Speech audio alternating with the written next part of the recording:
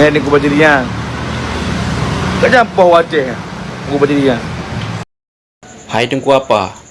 Pat urau nekala nengku pak jeri yang kagak poh orang Aceh. Pat.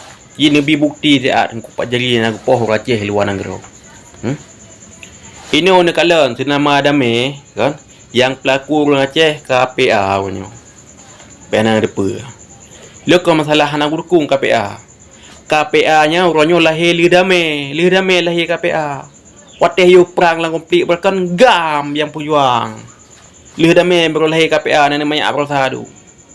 KPA orangnya, pernah depa KPA orangnya yang kedua ke bupati gubernur yang menyangkut dengan pemerintahan hanale kepikir ke Aceh merdeka.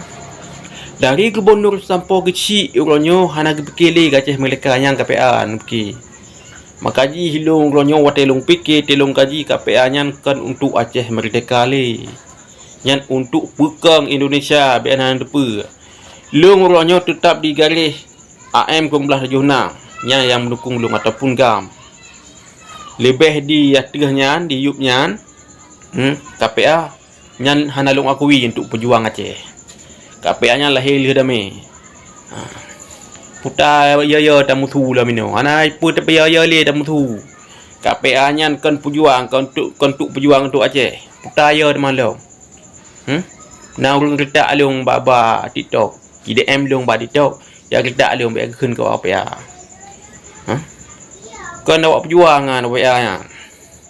KPA lahir Lih Dame yang pernah melakukan GAM. GAM, AM, GAM yang pernah melakukan. KPA Lih Dame. KPA-nya yang cok pangkat dan jabatan RI.